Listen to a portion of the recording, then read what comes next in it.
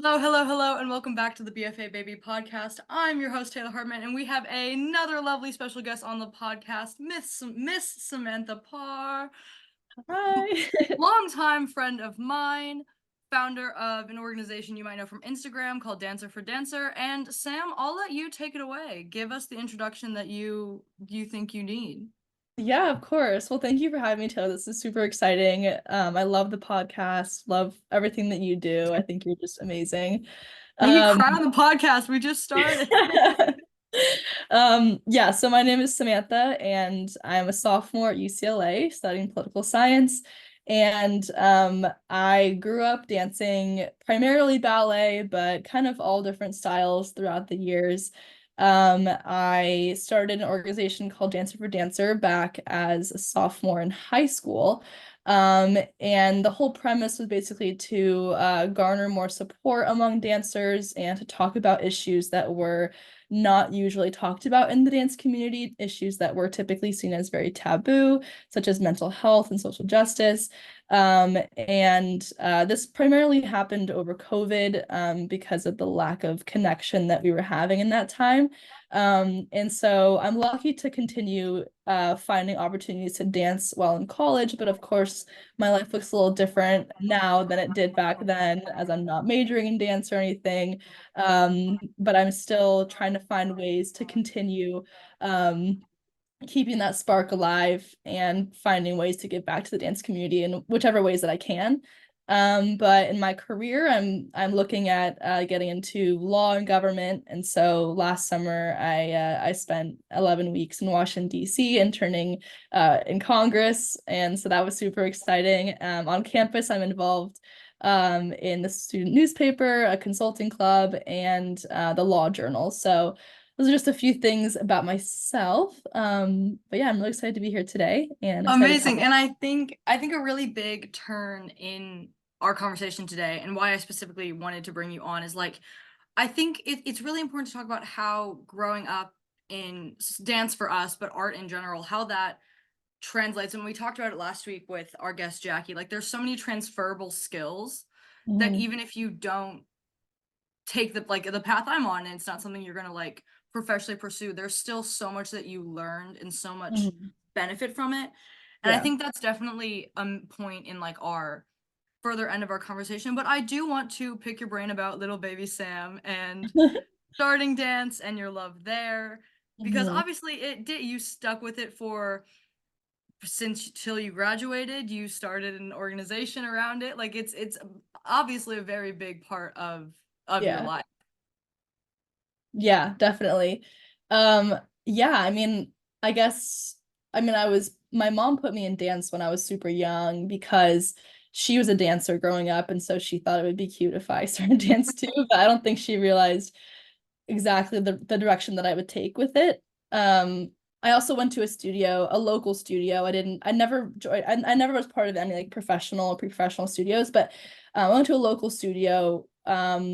But I still kind of, I grew up doing a lot of different things. Like I was doing soccer and I was running and I was doing piano. And then at a certain point, ballet kind of became like at the forefront of my life. Yeah. It kind of happens to some people. I feel like it's one of those things where it kind of just consumes you and it just becomes your entire life somehow along the way. And so that kind of happened to me. I just kind of I found a passion in it that I didn't feel with anything else really in the same to the same magnitude as I felt.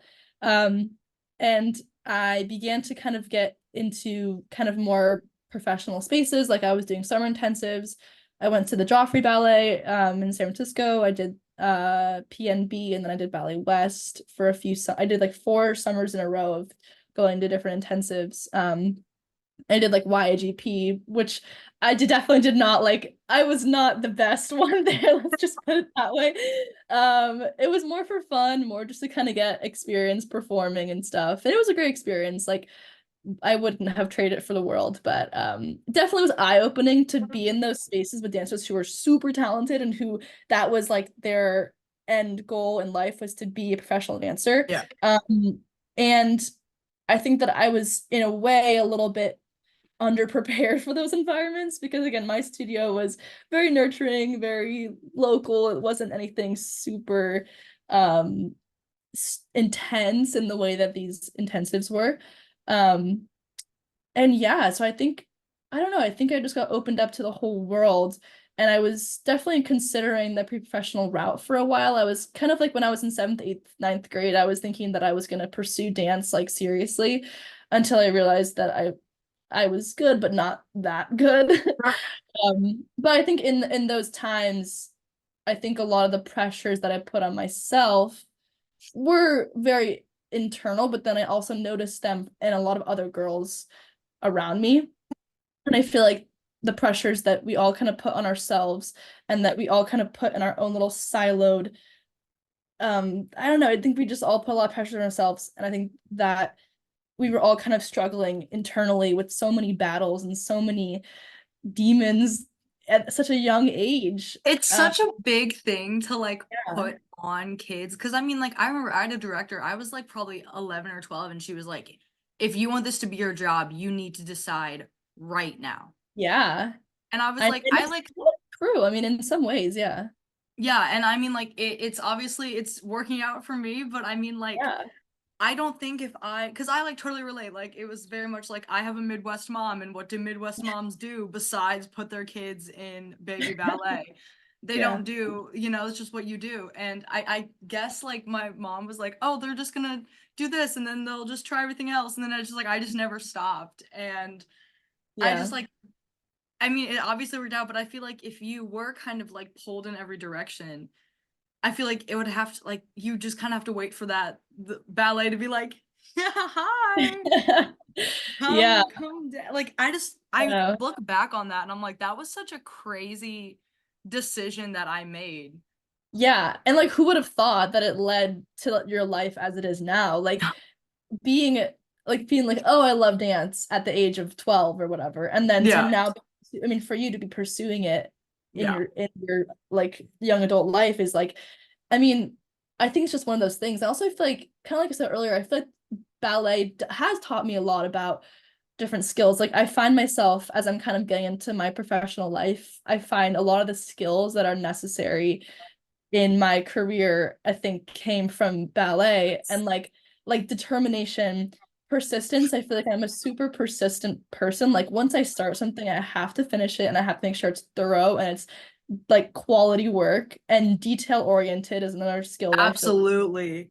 And it comes to a fault sometimes. I think it's one of those things where perfectionism is definitely a thing with ballet, and then it kind of like transfers into other parts of my life too. But yeah, I mean, do you kind of agree? Do you feel like that's kind of I do. I mean, like, and even when like I go home and I work retail, if I'm yeah, just like at my parents' house, like even like weird little things like that, it's like, oh, I noticed that like if I'm like sending out correspondence or like talking with customers or whatever, it's like this is how you talk. You learn to professionally hold yourself when you're yeah, young in dance, and now I'm doing it here. But then right. as someone who's like, I'm pursuing this dance thing, it's like still even just like because I'm still have to take all the normal gen eds, I'm still taking normal classes as much as I wish I Mhm. wasn't. I still am. And it's like, you kind of see the especially the like you said, like if I do something, it's gonna be my best work. Because it was Mhm. kind of always like obviously like not everything's gonna be your masterpiece. And I'm Yeah, I'm very quickly learning that we have a yeah, couple classes that are like about like choreographing and setting pieces, and our professors are like, Mhm. guys, it's not gonna be your masterpiece every single time you right. do something. And And like that's okay. and Yeah, that's okay. And like yeah, it is at a fault, but like that attention to detail is like you kind of can't change that whether you left ballet at 12 or still doing it. It's like I feel like anyone yeah, who grew up in it for like a good chunk of time, it's like just Mhm. lasered Yeah. in. Well, and I also feel like a lot of ballet is obviously performing, and so you're kind of being primed to like be a performer in some way. And so I think that Yeah. like in your life as well, like in jobs or in different things that you're doing, I think that you always feel like you're putting on a performance and you have to be, you know, up to par and always doing your best and being your best. So that's another thing that ballet has And I taught feel us. like, I mean, and it's like nothing prepares you for a job interview better than having been auditioning since you were a child. True. You know how to Like, prepare for those you things. know Yeah. how to prepare. And Yeah. Allison Stoner's podcast, I've shouted out a couple times, but she was like child actor. She did like Camp Rock and everything. And she was like, I have no problems with job interviews or like talking to Yeah. people. It's like, because that's what you've been doing since you were like, Right. I mean, that was very high level. Like, she was a Disney kid, but like, Yeah. I mean, Yeah. at any level, an audition is just a job interview. Yeah. And it's like, oh, I've done this 7 million times and I will continue to do it. Like, Yeah, exactly. I do also feel like though, I think that, and this is one thing that I experienced a lot with ballet, was that I feel like ballet is obviously kind of a silent art form. Like you're not talking, you're kind of in your own head a lot of the time, grappling with choreography or things like that, whatever is going, yeah. spacing or technique. So I feel like in a sense, I mean, I'm comfortable talking to people, but I feel like it definitely does kind of take me a little bit more to pull me out of my own head sometimes, and to like, I think interviews are hard for that reason. I think because like we're used to performing silently as opposed to, I mean, at least for me, I think some people have a more holistic arts upbringing. Sure. They're comfortable with singing, acting, and they can talk to anyone. But I think ballet definitely kind of made me lean into my introverted side a bit more. But No, I really, I'm glad that you said that because I was like, I was filming a different episode for this season and I was like, ballet is for the introverts because it's delicate and it's quiet and it's like, it's not like going to a concert. It's not going to be loud. It's just going to be very like, yeah, and I was like, yeah. I mean, like, I was never the kid that wanted to talk to anyone. And then I was like, I think I didn't really even start like being like, I'm gonna like speak up about stuff till I started like acting, which is obviously like a very, Mhm. like, it's louder compared to Yeah. ballet. It's not as like, I'm gonna Yeah. stand, it's like, I'm gonna say things. And it was Yeah. like, I just feel very, I feel very validated that you brought that up. I was like, Yeah. yeah, it I mean, it's totally is. totally. And that's kind of like also like why I started Dance for Dancers, because it was kind of an unusual thing at the time and in general, because we're bringing dancers together who are used to not talking about things. They're used to being quiet, they're used to being polite. And to get them in a space where they're talking and fleshing out these issues like with their voices was kind of a contradictory thing, and kind of turned ballet a little bit on its head to get these silent dancers to literally physically speak out. So that's kind of what I mean, like the first like. time I was in a college ballet class and our professor like asked for our opinion, I think like all of us that it was like our first time in that, we almost like probably fainted. Like I vividly remember being like, You're like, wait, what? He's you care what like, I have to say? yeah. No, and I Yeah. think that was something that really drew me into Dancer for Dancer because I started just like as a lover of the organization. I was like, yes, we're being better people. Because it came at like the perfect time of Yeah. like, because COVID was happening and we were all like, what's the world looking like?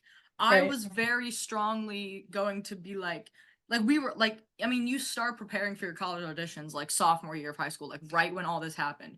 So I'm like Hmm. taking this path and it was just like such a perfect storm to just be like, here's this space and all these people that are like supportive and understanding and like get it.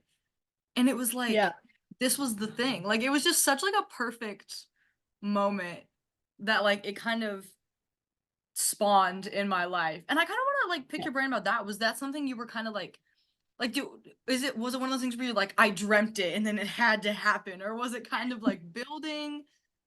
Like, No, I think, I mean, it's like hard for me to recall sometimes. I mean, that like so much has happened since then, but I think it was just one of those things where it was COVID and I was, we were all dancing on Zoom, and oh, we so were.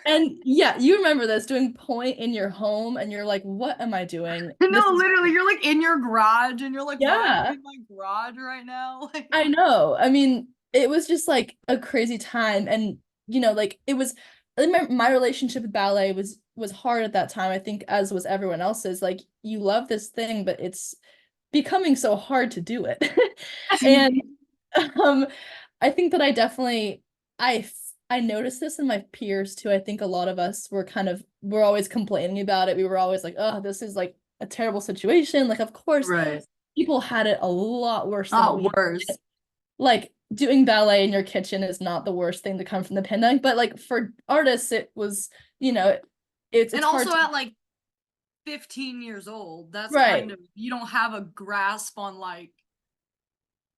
Yeah, like you were exactly. losing like salary jobs, like at Yeah, 15. Like, right. But it was still mentally difficult, I think, yeah.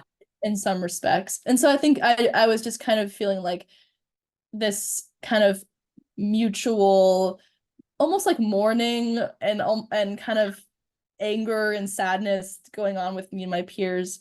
And so I think I just kind of felt like I needed to do something about it because nothing was being done, and it was kind of just a time when I feel like connection was needed. And so the first call was just with like local people in my community, um, the first like discussion call. And then I began hosting more, and then I did like some speaker panel events that I thought would be fun. And then that kind of drew in more people to it. Yeah. And then we started posting more on social media and doing kind of more like informational, educational things. It kind of just evolved depending on what was needed at the time. Like it was very much like a response to a general need as opposed to kind of just spawning in as like, here's an idea, let's see what Here's happens. an idea, But let's chase it. Yeah. yeah, so I think it was like definitely like, and it kind of that's kind of how it evolved too. Like throughout the whole time that it was running, it kind of melded and morphed in response to social justice needs and to the pandemic and how people were feeling about it. And so I don't know, I think just the whole thing kind of just evolved in response to the needs of the community and in the age group that I think it like spoke to the most. And now Yeah. we're all in college, we're all with our peers, and it's all hopefully better now. But at the time it was definitely a response kind of thing. And it was out of like a feeling like, well, someone has to do something about this. So why Right, not me? right. And like we So were just kind of all reflecting on like that exact time. And we were like, yeah, like I don't think I would have had the words to say this at 15, 16, but like it was also just it was so frustrating because like you said, like this thing that we love was getting increasingly hard to do. yeah, But then it was becoming rapidly apparent that it's like kind of dying right in front of us. yeah, And then it's like, you fast forward like 4 years and we're all in college and we're all still fighting to get paid and we're all still fighting to like get the like it's still dying in front of us. And it was yeah. like that was kind of the first few moments where I was like, okay, so this is something that is gonna have to change or change. It was a change or die type thing. Mm-hmm. And that's where that's where you're getting things with like WGA strikes and ABT just got their shit Yeah, figured out and like yeah. it's Mm-hmm. just like and I think that was the first time that I really looked at it and I was like, what does the art that I do look like in the greater world rather Mm-hmm. than like I live in O'Fallon, Missouri, and what does the art look like to me in my little like middle of Yeah, nowhere thing? And like getting to hear like I remember my very first panel that I like popped into. Like I was like, I'm just gonna sit and listen to everyone talk. Like I'm just gonna kind of and I remember it was so interesting to hear like it was the first time that we had at least I think it was like one of the first times that we had some like international, yeah, friends on the yeah, call. So it was so interesting to be like, what is it like where you're at? Like how does it yeah, compare to how we feel and how we work with yeah, it? And it was just like it was such a big connection moment that we were like that was kind of the time where I was like it'll be okay because if this is the next generation in any shape or form, yeah. she'll be fine. Like Right, exactly. And it's so fun to also still stay in touch with everyone who is part of it when it was going on and like to see where everyone is at. Like I know Jade is in Malta. She's doing some amazing oh, international relations Jade work. is like the love of my life. We Yeah. literally DM all the time and she always like puts hearts on my be reels. Like she is Jade is just the best. Like I love Yeah. that kid. And like I don't know, it's really cool to see stuff like that, to see everyone kind of taking their own path, and myself too. Like I mean, I'd always dreamed of doing stuff that I'm doing now, but it's cool to know that there's, you know, you can go down the ballet route, or you can use ballet as a kind of like a launching point to other things, and then we're all gonna have this community even still, Yeah. throughout the whole thing. So Also, you're always gonna have a fun fact about yourself. true. That's true. I mean, my fun fact is like I I've been an advanced ballet dancer since I was like four, Right. You're whatever it because is. then Like it's like I get into a room and they're like, "Do you have a fun fact?" And I'm like, "No." Like, yeah. Well, because you're no. yeah, like the spaces that you're in, you're in I'm like, spaces with all the people. interesting things about me, you all also Yeah. have. Like, I know. It's always so funny to me when people discover that I did ballet like at the level that I did, and like it's always kind of like a wait, like what? Like you can do that? I'm like, well, I mean, I could do more back then, but yes, I can technically still do it this. doesn't, like, it really takes, like, even, I mean, like, I watched videos of myself dancing when I was a kid, and I was like, it's when was I able to do that? Because I can't do that now. But like, Yeah. I mean, it's so like just intrinsically like it just becomes baked into you that like Yeah. Like it have you doesn't, ever yeah, like you don't really think about it much. And then when you think no about it, you're like, oh, well, I guess that is pretty cool that I could do that. have But you ever been like walking or like entered a room or because this happens to me on my college campus consistently. Has mhm. anyone ever been like, do you dance? And then they're like, oh, I saw it in how you walked. Does that happen? Is that just like a me problem that do I just walk really? I don't know. Because that happens to me consistently. Yeah, that's happened to me once. I think one person or people have commented on like like my like leg muscles. They've been like, "Are you like an athlete or a dancer or something?" I'm like, "Actually, yes, I am." I Like like just I'll based walk on into my yeah. apartment building and the like receptionist at the front desk is always one time she was like, "Do you dance?" And I was like, "Yeah, that's like actually my major." She was like, "I see you walk in and out of here." And I'm like, "She just has to." And I'm like, "What is Yeah. that?" But like I know, because like we just become so used to it, but to the average person, it's unusual. And like I guess like it's like the ability to like straighten your legs all the way, like touch your toes, like just things that right. Like don't really weird think. little mobility things that like no one Yeah, else really exactly. considers. Right. So Posture is one thing, I think. posture is a big one. I'm I trying to kind of work want on to that. delve into your life and education now. I want to kind of know what's, you talked about DC, which like that was so fun to like see like on your stories and everything. I was like, yeah, I was like, tear that up, let's go. Like it was so exciting to see. I was like, she's doing the big girl thing. But yeah, I kind of want to talk about like because obviously you did kind of have to make that call that was like, I'm going to go down this Mhm. different path with my Yeah. higher education, with my career, whatever. And I kind of want to talk about that because it's obviously a different experience than like what I had.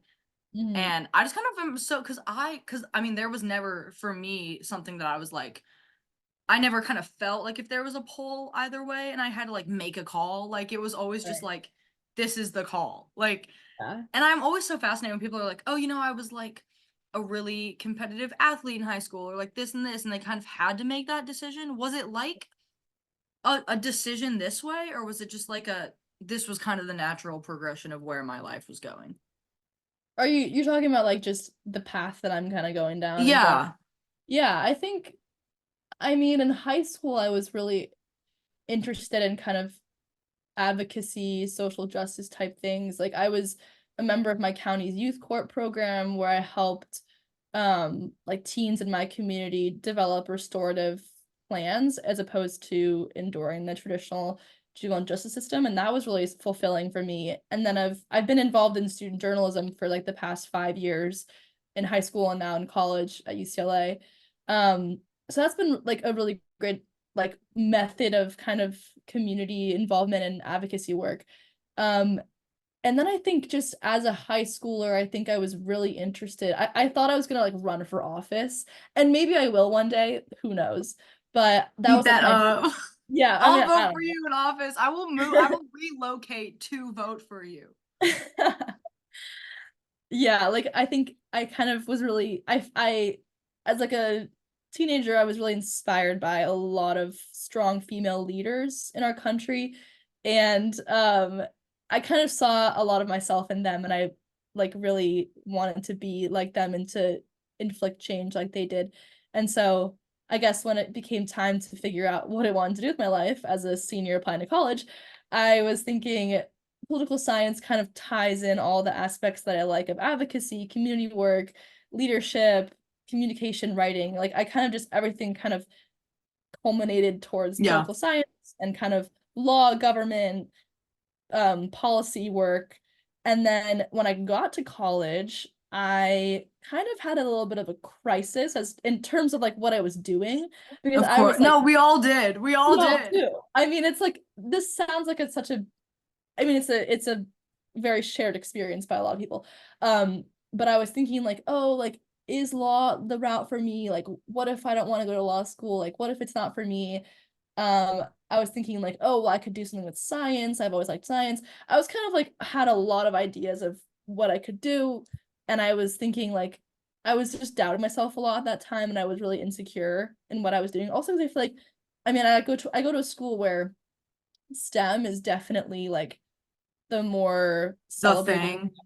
Yeah, Yeah. like UCLA is a big research university. It's a lot of people, most of my friends like pre-med engineering majors. So I think I felt kind of a little bit of like an inferiority complex with humanities because I think, do you know what I mean? Like, I mean, So real. It's so yeah, because especially, I mean, I think if I went to like a liberal arts school, I wouldn't feel it the same way. But going to a big research university where everyone seems to be a STEM major, I was like, am I doing the right thing? Like, it's should so I? real. And then it's like Yeah, my twins going to nursing school. right. So like Yeah, that whole thing is yeah, like it's like what am I doing? And then it's like, wait, you yeah. don't want to be doing that. Right. And that's exactly how I felt. I was like, at a certain point, I think it was like winter break of freshman year, I had a realization. I think I went back to my high school journalism room because I don't know, I was Straight out my of a movie.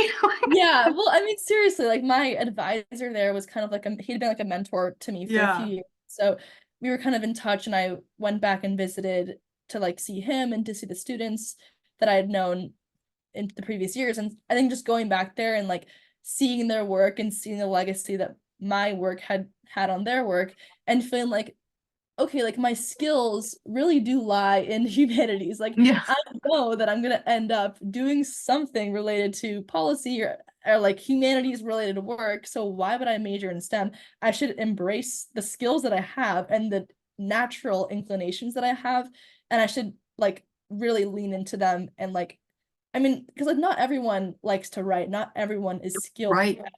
at like at speaking and at writing. And so why would I not go down that path if that's what I've Right. done and what I'm good at? So I'm like, okay. And like, do I? And I mean, like, even just very recently, I'm like, why am I doing this? Like, what am I? And then it's like, okay, no, wait. Like, Yeah. you, Someone's why gotta do wouldn't you do it? Like, yeah.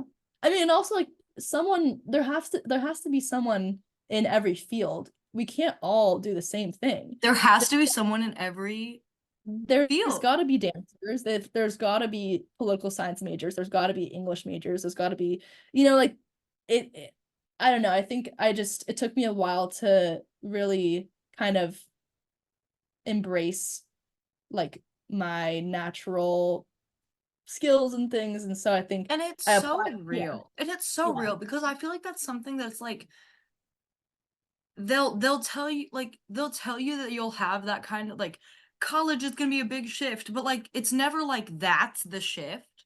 But like yeah. we all feel that. We're like, I mean, like some will come like right away, sometimes it's later, but it's like I Hmm. mean, I had like one of my best friends, shout out Colin if you're listening to the podcast.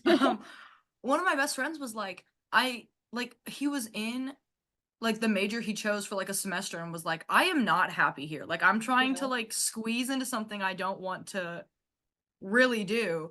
So he yeah, switched his major to like the kind of more like dreamy, like whatever, like what he actually wants to do. And he's like, like loving his life. Like, yeah. And it's so true. I mean, I'm so much happier now doing things that I actually like. What a shocker, And so, joy doing is good. yeah, I know, it's great. And so then I applied to an internship, and I applied to several in DC just to like see if that would take off and if that would be a possibility. And then I ended up getting an internship for my local congressman there was no nepotism involved, just to preface. But he's my congressman and he's great. And so I interned in his office. Put it out on the podcast. There was Yeah, no nepotism. no connections, no nepotism. It She was said, "I all am not a nepotism baby." Let it be well, yeah, known. like I think it's I mean I think especially like in DC and like careers in DC it's really common. I mean no shame to those who get internships that way, but Honestly, uh, like we all want to be you. Like we don't hate you. We just want to be you. Like right. And so like yeah, so it was a great summer. I was it was definitely a summer of growth. I think I was kind of young on the younger side to be doing that. So that was definitely I definitely grew up kind of fast that summer. Um but I mean, yeah, it was just like such an amazing experience to get to kind of just learn about the inner workings of the government, of legislative process, to communicate with constituents every day, and to be helping the staffers with legislative research and like helping the congressman get his legislation reintroduced in the next Congress. Like it was just and I got to go to um the like the House chamber floor and like sit in the seats when it was recess. We had to sit in the seats and like I don't know, it was a really immersive experience getting to meet so many amazing people in DC and doing great things. Like I met several people who ended up announcing that they were running for Congress. Like it's crazy how like you meet someone in one setting and then they announce that their campaign for Congress and you're like, no, what? and you're like, what? And you're like, So what? Like was how? it like that kind of thing where you were like I mean, I'm imagining like my whatever, like how I would feel. Like, was that just kind of you're like, I'm in where I want to be. Like this is it. Yeah, I mean definitely. I mean, walking past the Capitol building every day to work, I was like, this is insane. Like, this is what I had always. I mean, you hear about like, oh, hill turn talk. There's like a Yeah. whole TikTok that's only for like hill turns. It's like kind of a whole thing. But Are I you had a star on hashtag Hilltern TikTok? well, I made a few videos, but I would definitely not consider myself. I mean, I have a private TikTok account. I don't really post. She's like, it didn't reach, but it reached what we needed to. It was for myself. And so, Dude, I'm on law school TikTok. I have no I'm like, desire to go to law school, but I'm so fascinated by it. I'm on law school yeah. TikTok. I need to get on Hilltern TikTok. Yes, get on Hill Talk. But I like it was so Hilltron. it was just so cool to have watched those videos for so many years and have dream dreamed of this and then suddenly you're there and it's almost like you have the feeling of like am I taking advantage of the situation enough? Like am I really like Sure. maximizing my time? And it's like you get an opportunity like that and you're like I hope I did it right. Like I hope I really I mean there's always Am opportunities. I the Hilltern they will look up to? Exactly. Like, I mean, there's always opportunities to get back there, but it's like once you're there, like you really want to maximize your time. And I think I did my best to do that. I think I took advantage of lots of different events and meeting people and doing not just the work that I was doing every day, but doing stuff outside of work. And yeah, I mean, DC is a great city and I really hope to get back there and to do more work there at some point. But yeah, I mean, Oh, that's like I'm hoping to work for a few years after undergrad and then go to law school and do the law thing. So maybe in the few years that I have in between, maybe I'll go to DC and do some work there, but who knows? We'll see do what you happens. have like I mean, and this might be so far down the path, but like I have like a friend that I know is like, I'm gonna go to law school after this. Do you have like a law avenue you kind of want to be, or just like, I'm gonna figure that out later? Yeah, I think I'm definitely more inclined towards public interest related law. I met an attorney who works at the DOJ and she used to go to UCLA then so yeah, I met her like through just being UCLA people, but she's an attorney for the DOJ and her work sounded really fascinating. Just like kind of working for like a federal agency that is like working to protect the interests of Americans, not only domestically but also internationally. That just sounds really appealing to me to kind of engage with the government in a legal way and to protect people's rights that way. I think it'd be cool to go down the government route too, like to be like a staffer or something, but I think I'm definitely more inclined on the legal side of that. But Legal yeah, side of it. I think overall though, I think I want to get into some sort of public interest government related law. So No, I we'll see. love that, but I'm gonna stop. I'm gonna switch over links so I don't get cut off mid thought. I will see Okay. you in just a second. Okay, sounds okay. Yeah, I've said it every episode, but I am too broke of a college student for like Zoom Plus or whatever. And that's so good.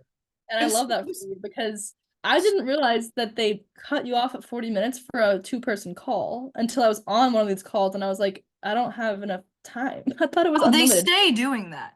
And well, because Yeah. I thought that like if it was like I thought that if it was like the host and like max two other people, you would just like vibe.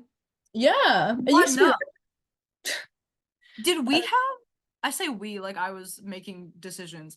Did we have Zoom Pro for Dancer, or did we just like live our lives on the free version? Uh, I think I did get Zoom Pro and I used my own money because the organization did not function on any sort of funds. So Right. Well, definitely, like yeah. the very first interview for the podcast I did last season, this is so off topic, but I like got a free trial just to like see. Yeah. And then I was like, I don't imagine me using this enough to like pay for it. So Yeah. I'm just gonna make my guests switch lanes. And it's like no problem. Like it's fine, but you gotta just Oh. like be ready for it, you know? Zoom, if you're listening, sponsor my podcast. Call me. If you're listening, bring back the unlimited minutes for guests of two or less, because that would be really Relax, all right. Please bring back the one-on-one coffee date vibes. I yes. swear that used to be a thing. I think it did. And I then really Zoom think that became it popular. did. And here Yeah. we are. And here we are. But no, like I just love like hearing you talk about this and like seeing it. Like, cause I mean, as we were like at such a distance, like seeing it and then like just seeing how the work and like the love that I saw you put into Dancer for Dancer like manifest into like she's doing like real shit for like the people of our nation. Like I'm like that's it. Like it just I don't know Yeah. if like if you asked me sophomore year when we like first started like kind of whatever, like I don't know if I would if you would have been like, "Hey, in 4 years, this is what we're going to be doing." But like it's so you and it's like that she's killing the game. Like Thank you. That's so that's so sweet. it. Like I love hearing you talk about it and it's just like it's just so happy because it's like I've seen you talk this way about art, but it's like I feel like there's so much fear and I mean like I've even had this in myself and I've seen it happen with my peers. It's like if I feel my heart pull a different way, but it's like I'm 20 years old. I started dancing at 5. I've quite literally dedicated my whole life to this. Yeah. And it's like I just think that there's such a thing where it's like that's not like a failure in any way. Like Yeah. people of all like people are multifaceted and I don't know why there is like such a feeling that like artists can't be Yeah. That's because there true. was always so much pressure that I mean like even when I go out for like strictly acting gigs, it's like, am I a dancer who acts? Like, no, like literally be like, oh God, like you can be all of the things. Yeah. I mean, like Barbie was everything. Barbie You know, was everything. like that's why I always just think about it, is like Barbie was literally everything. Barbie was literally everything. So why can't you be two things or three things? Why can't you do? Well, now we need a side detour back to your Hill intern moment. Yeah. Were you in DC for Barbenheimer? I was. Yeah, I saw both films in DC. Yeah. So also a moment in your internship. A very big moment in my internship. Yeah. A very culturally significant Yeah. moment, not just for the American No, population, and it but was yeah, and it was so funny because like we were talking about Barbenheimer in like as like a whole staff. Like it was like we would be chatting on our like our teams, like Microsoft Teams. We'd be chatting oh my like God, Microsoft Teams. Yes. yeah. We'd be like our intern. There were three of us interns. Love them both to bits. Caitlin and Katie. Love you guys. But we would Listen to be the like, podcast. Get you yeah, guys on the pod. I know. One of them actually she is a former actor, so there you go. But I Get her know. on the I podcast. gotta get her on here. Get We'd her on, get we'd her be on. chatting about like Barbie and we'd be sending gifts and stuff. Yes. Of course, in moments when it was idle, She we said would we did do our work. Let it these be are, known. we did do our work, but there'd be moments we'd be chatting about about those things. We actually, the three of us saw Barbie together, which was really cute and fun because there were only three of us interns. We were all girls, and so we got a little You group had your together. little woman in power moment. We did. Yes, we did. And You then had your little we can be sparkly but also intern in DC yes, moment. exactly. So there you No, go. it was like such a moment for me because like I did Yeah. it twice. I was like, I'm very much gonna do it once by myself because You did the Barbenheimer or just Barbie? I Barbenheimered. I did Wow, it twice. twice. Because That's I was like, intense. I'm gonna do it once by myself because if I take anyone in my family, they're not gonna want to hear me like dissect it and talk about it and Yeah. whatever. So I was like, I'm gonna do it once by myself and just like do it how I want to do it. And then I will just drag my sisters with me the second Yeah. time. Because I was like, guys, I know that you don't care, but like this is a culturally significant moment. Right. You're gonna be a part of this. Like, because 20 years down the line, when like you're telling your kids about it, like you're gonna wanna where were you during Yeah, Barbenheimer? You know, like true. No, you're gonna seriously. the kids are gonna wanna know where were Yeah. you? Because Mm-hmm. when the little girls grow up on Margot Robbie's Barbie, they're gonna want to know where were you when it came out. Yeah. I I'm the hugest fan of Greta Gerwig. I think she's just awesome. So I'm like the worst movie buff woman ever, but like I seriously like I didn't get into her work until after Barbie. Like I knew that she did like Little Women and everything, and I and remember Lady seeing Bird. it. Yes, and oh, I do love Lady Bird. And Mm-hmm. I remember watching Lady Bird in high school. I was like so sad, and everyone was like, at the time, everyone was like, "You need to watch this movie," and then I was really sad, and I was like, click. And the scene where she's like talking to her parents and she's like, write a number down. I'm like, oh Yeah. my She's God, just so relatable. I've she's been, so do you have Letterboxd? yes. Because I need I to like don't, get better and at I it, think I but like should. yes. I'm like Because bad at it, but I need yeah, to yes. I know. Because what I do is that I literally just write down the movies that I watch on like a notes on my notes app. Like this is my list of movies. And it's called movies. I Like I don't need even I need to get a letterbox because No, it's you getting should. to the point. I Yeah. need to get I so I do a lot of letterbox scrolling. Mm-hmm. And I like to read what people say. And then like if I have really strong thoughts, I'll put it down. But I need to get better at like right after I watch a movie. Like Yeah. because I have a section in like my I'm pointing over here because my bullet journal is over here, which is like I had this acting professor. Shout out Larissa if you're listening to the podcast. And she's like, you have to watch stuff to learn stuff. Mm-hmm. So there's like a whole section in like every month from our bullet journal. It's like, what did you watch and what did you learn from it? Even if it's just Mm-hmm. like I had a good time, Yeah. you know, like what did you get from Yeah. it? And And that's so true. Yeah. Also, I think that that applies. I'm a big reader and I love Goodreads. That's kind of like my domain. oh, So, my sister's big on Goodreads. yeah. What's the fastest you ever finished a book? Oh God. See, the thing is that I'm too busy to like See, actually that's why I don't read. yeah, and that's the thing Like, is that my roommate reads so many like she reads so much and I wish I could be like that, but I like literally just I'm like always just like jumping from meeting to meeting to class. I'm like I just so I my it takes roommate's big into audiobooks. it's like you're walking around campus and you can like be listening to Oh, a book. she'll be like, if we're doing dishes Yeah, that's or like actually if she's smart. in the shower, she'll just like bump a chapter of the Yeah. audiobook. Like, You and so see, maybe yeah. because like I like a good podcast. I drive to podcasts. Maybe I could Yeah. drive to like an I Yeah. feel like though to start audiobooks, I would just have to pick a book that I know to like Yeah. catch the vibe. Right. Well, I think also like what I was thinking about though with books is what you were talking about with movies is like you kind of have to like I don't know. I've kind of I don't know. I don't love like fiction, like the modern fiction, Sure. r- The but I modern fiction. the modern fiction canon is I think is like there's definitely some flaws with it. But I think in general, I definitely like I challenge myself to read fiction more. I think that reading fiction and nonfiction too, I think just opens up like you get in the mind of someone else and you get in someone's Yeah. shoes, it's more empathetic and you learn something about interactions and human relationships and like you really do learn things and I think that like that's what reading does is that it exposes you to different lines of thinking and different ways of reasoning and experiences that you haven't had yourself but that you can put yourself in someone else's shoes to experience that just like you can with movies and also with dance for that matter too. I think a lot of Yeah. like the best dance like performances that I've seen have been ones that I'm like that take me out of myself and like put me into Yeah, them it's and like I'm not sitting in the dress that I picked out to go to the theater. Like I'm yeah. there with you. Like Yeah, I was just in Boston with my mom, a little girls trip, and we went to see Boston Ballet. We saw Cinderella, and it was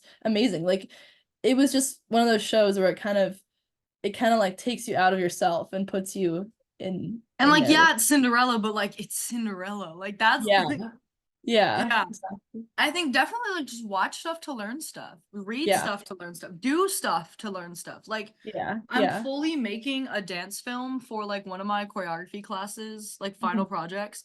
And my Mhm. professor was like, "Why did you want to do that?" And I was like, "Well, I do see myself like at some point in the future like choreographing for film. That's something that I would like on the bucket list be in a Yeah, movie. Not in a that's movie, awesome. but like work on a set somewhere." But Yeah, also that's like I cool. was like, "Brittany, I'm gonna be so for real. I just want to see if I could do it." Like I just I'll be so for Yeah, real. I just want to see if I can. And do it yeah. now, then like Mhm.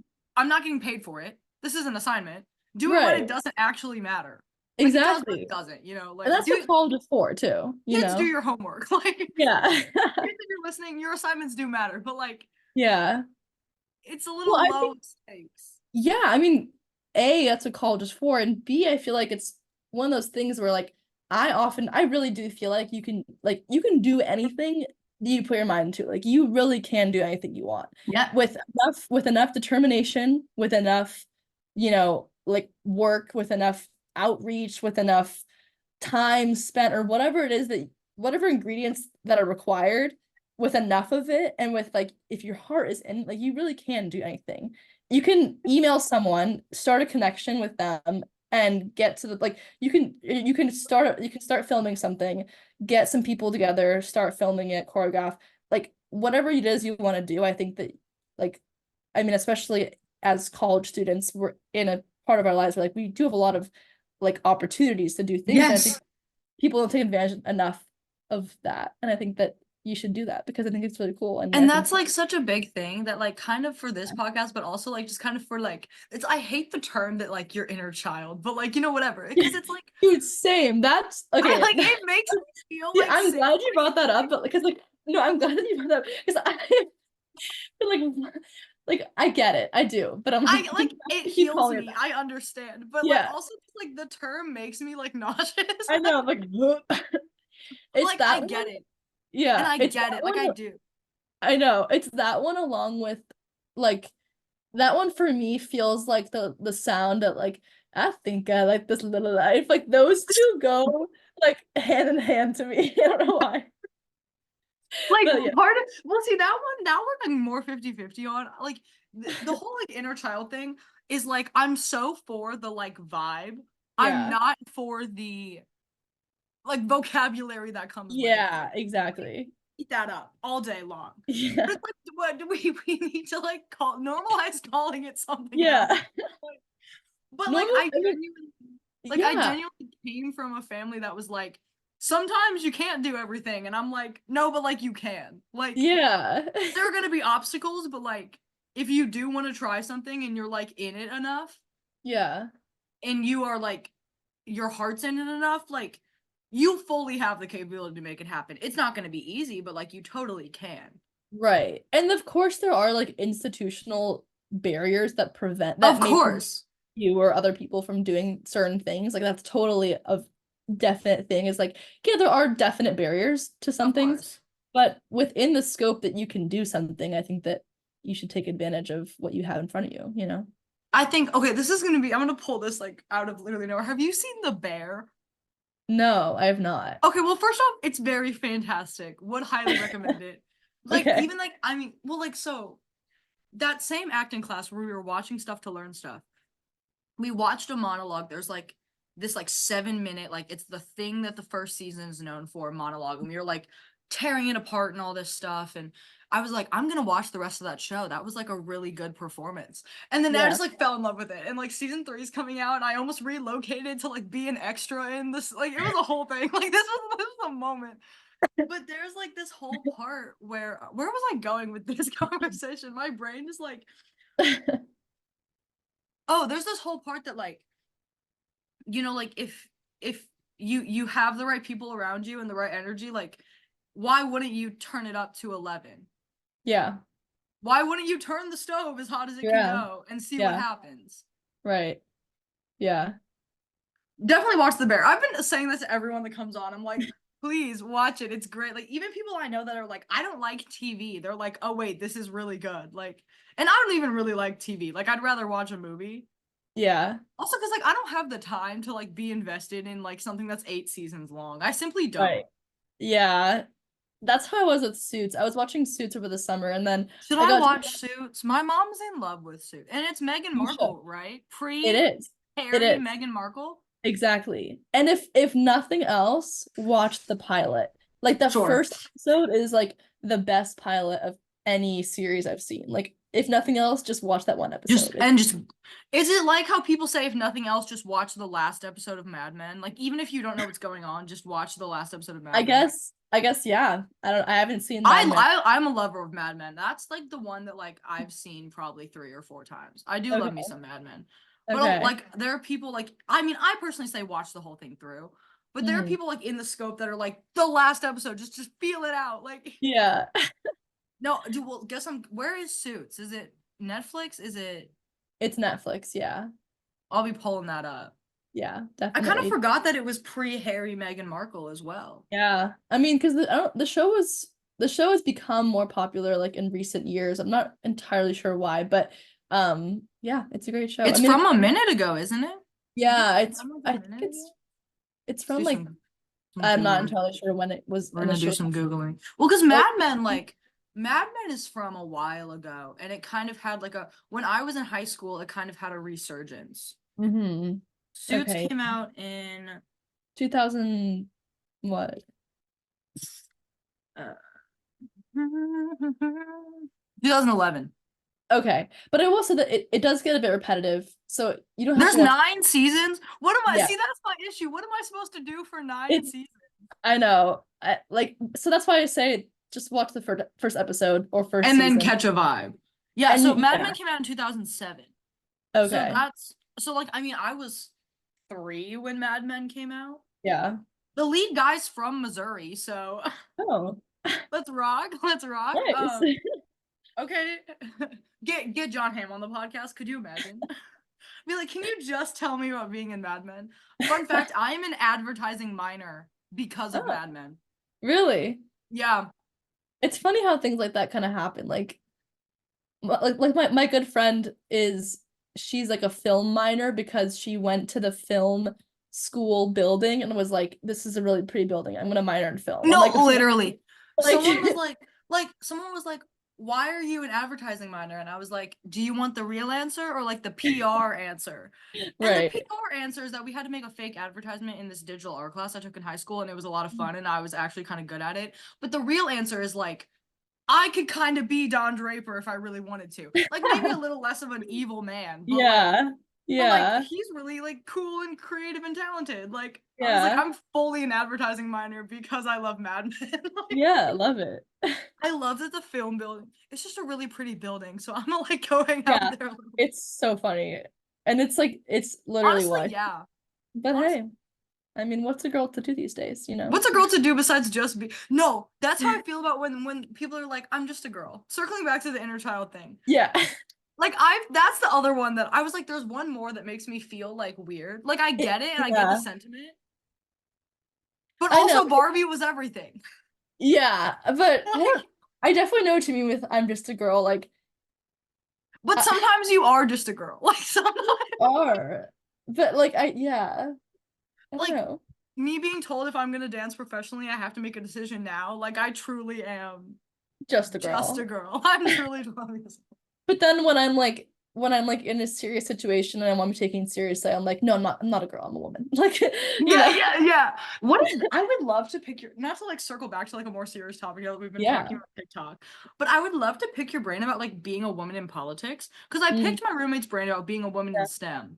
I Yeah. want to politics is a loose term, but like I Mhm. want a woman in government perhaps. I Yeah. want to pick your brain about that because like I mean like I know being a woman in the arts.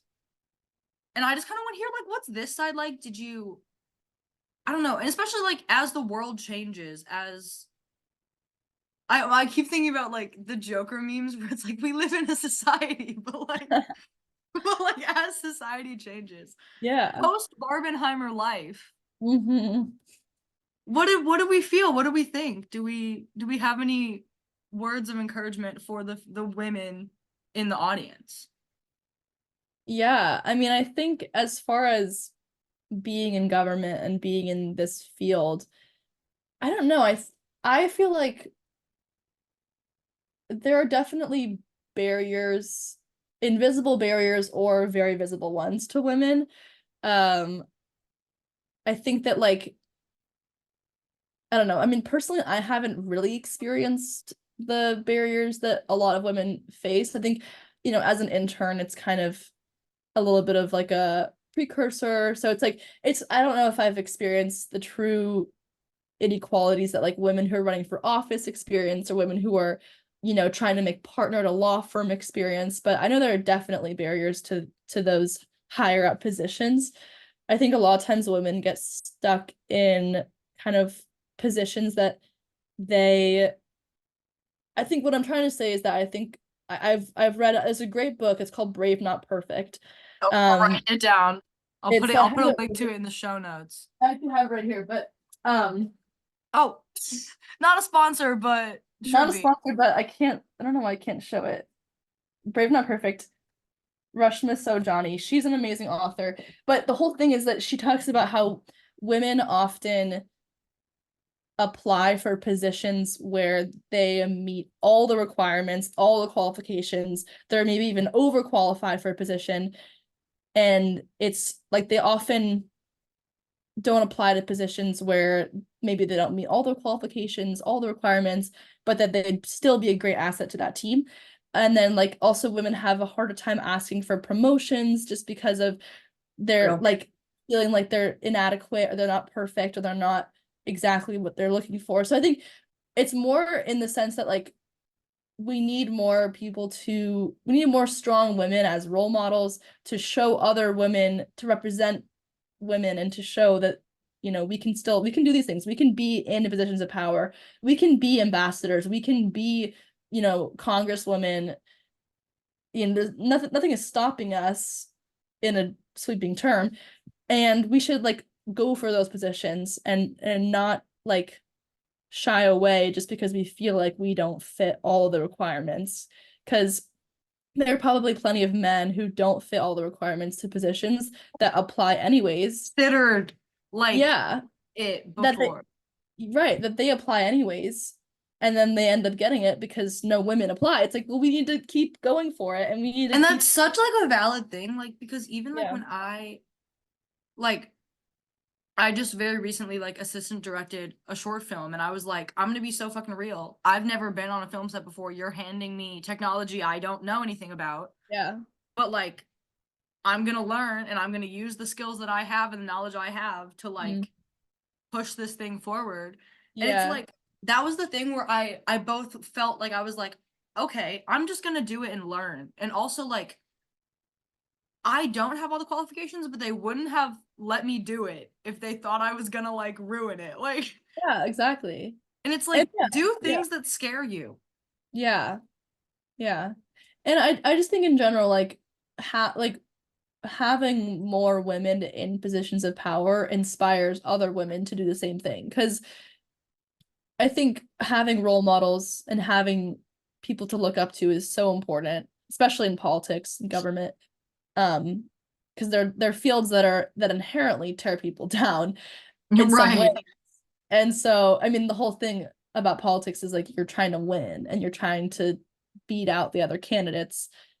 And so I think it's just really important to have women in positions of power to assure other young women that this is possible, that you can do this, that you know this is And a like, space for you and you're yeah. welcome in space and you're not gonna be pushed down for any reason. In like artistic spaces, we often talk about like women and like female presenting people are the majority, but are very most often treated like the minority of the Yeah. situation. And like watching our directors and our department heads and everything like walk up to the men that are like the head of the College of Arts and Mhm. Letters of the theater and dance department and just be like, we stand for this, our department needs this. Like Mhm. watching them be like, oh, like you're not scared of the people above. There's because there's always gonna be someone above you. Like theoretically, Yeah, there's always gonna be someone above you. But right.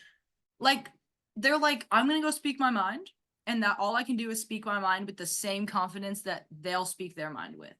Yeah. And like stand up for what we need. And Yeah.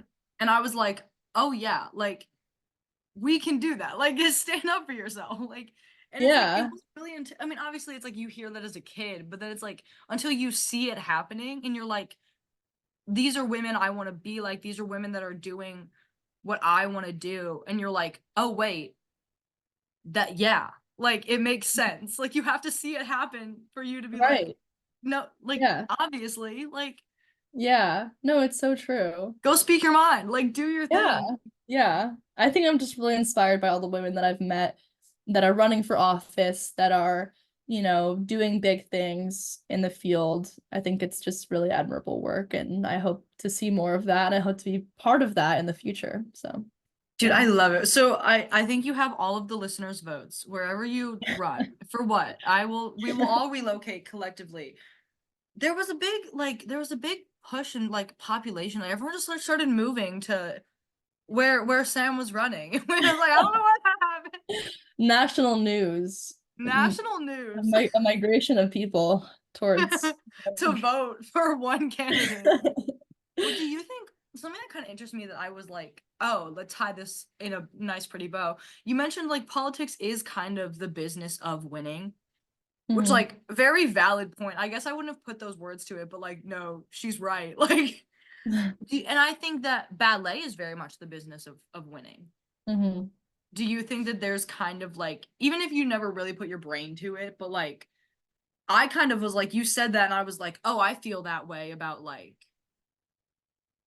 professionally being an artist, like Mhm.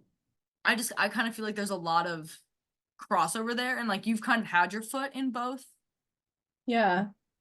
I think that's a good point. I think the main similarity between ballet and politics on that front, I think, is mainly just the idea that we are always kind of trying to appeal to the masses and appeal to Yes. people and to make people like us. And I feel like with ballet, I mean, you can take that with performing, with being on stage, but I think the more prominent part of this ballet is kind of like the student teacher relationship and auditions and kind of positions of being a dancer among the masses, trying to stand out and trying to appeal to a position of power, to someone who's making the decisions, to someone who's a director or a teacher or someone who's going to ultimately decide your fate, for lack of a better word, in In ballet. whatever situation, right.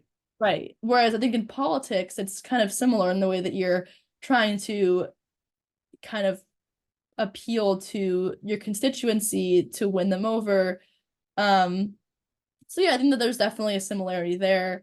Um, but also just with policy making, particularly, I think a lot of it is being conscious of what your constituents want and what they care about. And I think just having a really tuned in lens to what the public cares about, um, I think that's something that I'm not sure is as prevalent in ballet. I think a lot of ballet is like, we're going to put something out there for you guys. Whoever wants to come and see it, you can come and see it. But this is going to be our art. Like, I think that ballet is not about making art that is going to please people No, like yeah. in what they want to see. It's like it's almost like a unapologetically just here's what we're doing. Whereas in politics, a lot of it is like responding to the people and having that kind of like discussion and back and forth that And I I think is think present in in a ballet. way, I mean, from an outside perspective, like I am no woman in politics. I, in fact, like I in fact do not have my finger on a political pulse of any sort. But Mhm. it's kind of like and we'll get into some fun closing questions with our last 10, but Yeah. it's also kind of like my thought is like if you're running for some like big political office, you know, that's like you're trying to get the masses to trust you in a way, Yeah. because like you're going to be making decisions kind of on their behalf, like actually on their behalf. But then I think Yeah. like in like, because if you are a dancer, if you're not at the front of the room, there's always going to be like you're never like, if you're not at the front of the room, you're always going to be under someone.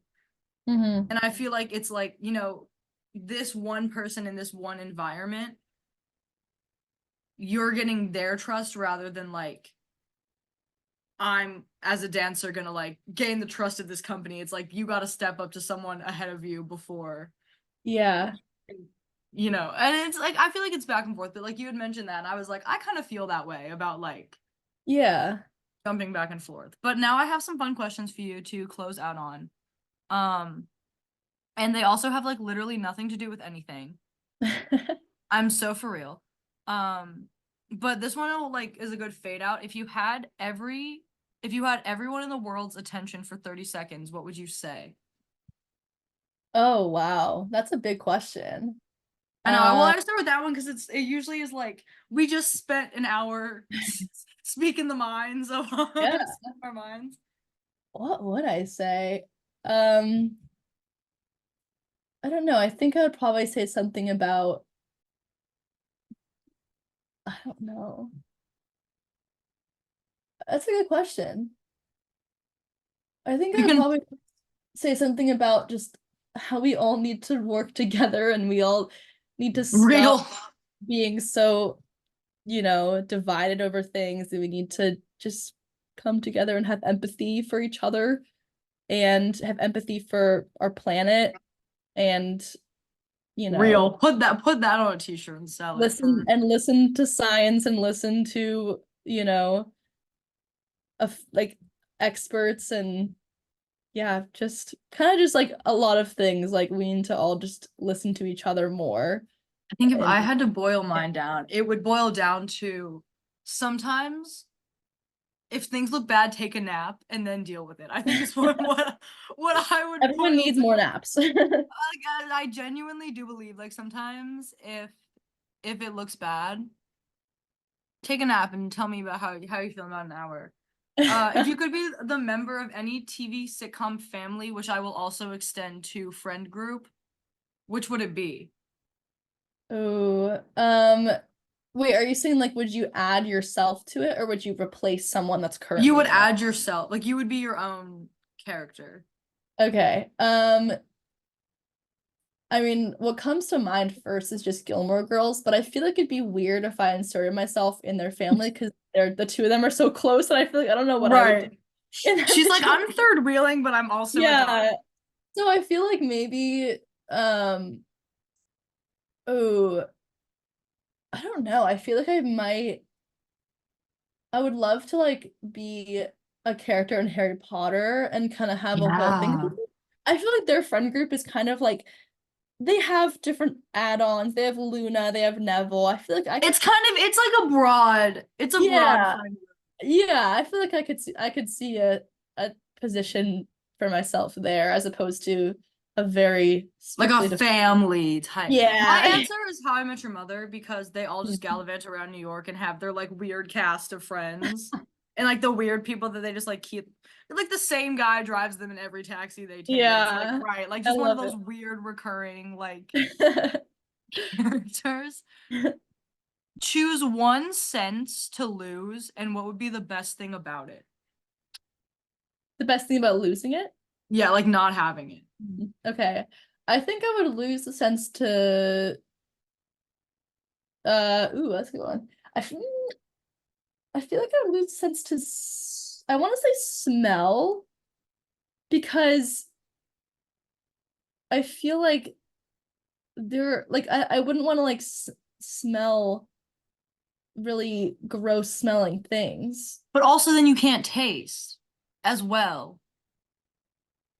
Do those two go together? Yeah, like so some big percentage of Oh. your of taste is let me get that. Ooh, What I didn't know that. I guess I haven't lost my sense of smell before. Um, huh. So Well, it wouldn't. approximately 80 to 90% of what we perceive. Oh, let me cite my source here. This is from the Mayo Clinic. Cite Okay. my source here. Approximately 80 to 90% of what we perceive as taste is due to our sense of smell. Wow. Okay, I didn't know that. Which I just Um, feel like, because I feel like people will tell me that, and I'm like, I get yeah. it, but also like, but then you're kind of losing. Maybe touch then. Because I feel like, I always say touch when I answer these yeah. recordings. Because I don't feel like touch is like one of my, like, I'm not like, some people like need physical touch or like need to like be Mm, able to feel things or like what, I don't know. I never have felt that way, so I feel like I would be fine with real. it. Like I'm a hard no on like being physically touched, and also there's a lot Yeah. of touches that I don't like fabrics and stuff that I don't like. So I Yeah. was like, I feel like if I didn't have that, I could Yeah. It be wouldn't be too fine. bad without that. I could be fine. All right, we'll do like some rapid fire. Um, if you could high five any historical figure, who would you pick? Ruth Bader Ginsburg. I If love you her. were a psychic, if you were a psychic and you knew you would win the lottery tomorrow, would you buy a ticket? Um, you know what? I don't think I would. I think, yeah, no, I wouldn't. How many pennies could you fit into your room right now? Oh my God. A lot of pennies. Probably like a couple million, maybe. I don't know. Maybe like a million potentially. My room isn't that big, so I feel like I'd probably feel like a million. But it's also right. Where is somewhere you don't mind waiting? Um, ooh, I don't like waiting for. Just Uh, nowhere. I don't mind waiting for a good burrito. I Yeah, love that. All yeah. right, last one before a little close off. What's your favorite thing in your fridge right now?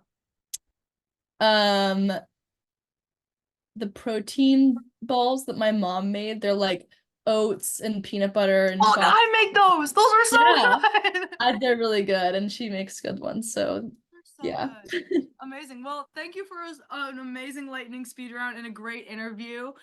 As always, if you want to follow the journey, you can follow the podcast at BFA Baby Podcast or me at Tata's Ballet on Instagram. Sam, where can we find you? You can find me on Instagram at Samantha Parr _, even though I'm private. But I also post what I'm reading, where I'm traveling, what I'm listening to on my public kind of second account, spar.etc, like etc. So you can follow that if you want. Love. Be on the Love. inside of the loop. But yeah. Amazing. Well, it was great having you. Great catching up on the pod. All right, so we're gonna say married and a kiss, and we're gonna blow a kiss, and it's gonna be the whole thing. Ready? Thank you for listening, and we'll see you all in the next episode. Married and a kiss. Mwah. Thank you, Taylor. This has been so Of fun. course. Thank you for joining us. Always good to see you. And it's been so long since we've talked. And it's also like hard to believe that we've never actually met in person before. Dude, Like, because I literally was getting on here and I was like, oh, it's just Samantha, but it's like, yeah. Like we're like that's gonna be we should definitely arrange a time where we can actually meet in no, well, person. because I saw your room, even like blurry. I was like, oh, it's Sam's Yeah. room. Like Oh I've yeah, this seen is this room yeah. before. Yeah, I know. My pink walls. I've when, like you're like you're in your like childhood bedroom and like you kind of take yourself out of it for a minute and you're like you realize things, you're like, wait, I have pink walls. Like when did this happen? Like, Literally. like you become so used to it and then you're like, wait, what? But anyways, No way. yeah, let's definitely stay in touch. Super good to catch up with you on everything. Thank you again for reaching out and for having me and for chatting it up. That was so much fun. Of course. All right, we'll definitely arrange like a rendezvous at some point. Yes, definitely. Of course, have a great rest of your day. You too.